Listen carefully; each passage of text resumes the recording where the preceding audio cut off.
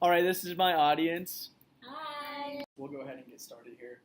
According to entertainment magazine Variety, an article by Daniel Holloway, total viewers for national televised NBA games was up 8% from the previous NBA season at 1.28 million.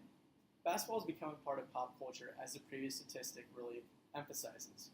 People will be able to benefit from this speech just in conversations with fellow people and just socially knowing about the game and the NBA in particular. My whole life, I've been a fan of the National Basketball Association, as I find it a very interesting topic, as well as just sport of basketball in general. I feel like I will be able to inform people well of this because of my past experience. There are many things to be informed about when talking about the previous NBA season, including its successes, outcomes, and just large happenings in the National Basketball Association. These can be depicted by three main points of injuries, old faces in new places, as well as results. We'll start with injuries. They can derail or build a team's season just as much as anything else. I'll mention three players in this topic, one of them being Kyrie Irving of the Boston Celtics.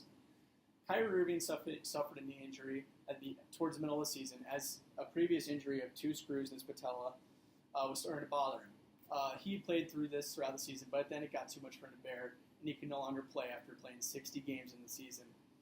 He also missed the postseason, obviously.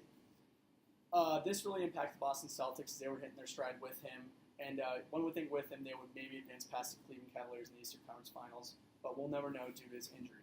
Another one was Kawhi Leonard. Kawhi Leonard injured his right quadricep after playing 9 games to start the season.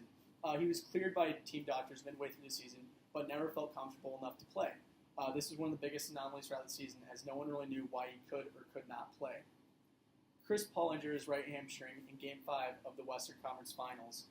He had played spotty minutes throughout the season due to numerous injuries, but this one in particular was very crucial, as he injured his right hamstring in the waning seconds of a Game 5 win that put the team up 3-2 against the reigning defending champion Golden State Warriors. One would think with him there, they could have won one of the last two games to beat them and advance the NBA Finals. Now that we've talked about these injuries, we'll talk about old faces, new places, the two being players that I just mentioned. Kyrie Irving was traded to the Boston Celtics from the Cleveland Cavaliers in exchange for Jay Crowder, Isaiah Thomas, and the Brooklyn Nets' unprotected first-round pick. Isaiah Thomas and Jay Crowder were both gone from the Cavaliers by the end of the season due to just bad fits with the team. Isaiah Thomas went to the Lakers, and Jay Crowder was traded to the Utah Jazz. Their first-round pick ended up being Colin Sexton from Alabama, so we'll see how that turns out. Kyrie Irving did help the Boston Celtics achieve the number 2 seed in the Eastern Conference, but as I said, he was not involved in the postseason, which really dashed their chances.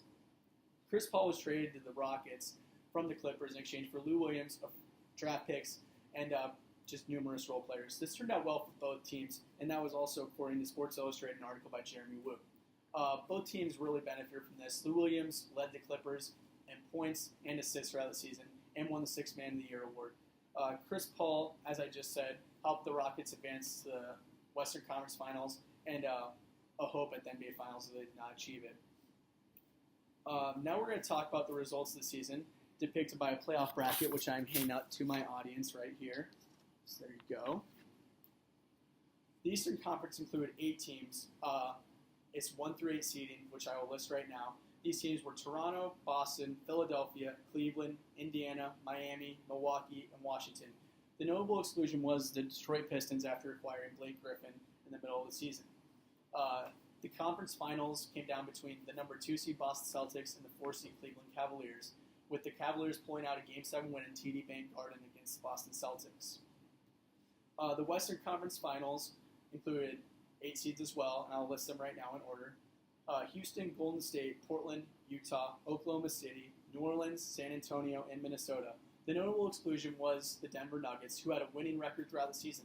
This just shows the strength and depth of the Western Conference. Houston Golden State met in the Western Conference Finals and went 7 games, biggest part being Chris Paul's Game 5 injury, which really dashed their chances in the remaining 2 games in Game 5. But this was the first time that both conference finals went 7 games since 1979, according to Bleacher Report, in an article by Kyle Newport. The NBA Finals were between the Cavaliers and the Golden State Warriors for the 4th straight year. The Warriors swept the Cavaliers in 4 games, with Kevin Durant winning the Finals MVP. He won the MVP after averaging 28.8 points and shooting over 50% from the floor, according to Basketball Reference their coverage of the NBA Finals. So there are many things to be important about when talking about an NBA season, including its successes, outcomes, and just large happenings. Everything that a team does in the offseason leads to the pinnacle of the conference finals and their hopes of just making the playoffs and reaching that NBA championship game. Injuries can also play a huge part, as previously mentioned. Missing players can completely alter a team's season, as well as trades can alter a team's outlook for the next few years, as well as the season that is present. It is a whole journey for them. The moves they make are in hopes of reaching the NBA Finals, and it did end with Golden State reaching the pinnacle once again for the second straight year.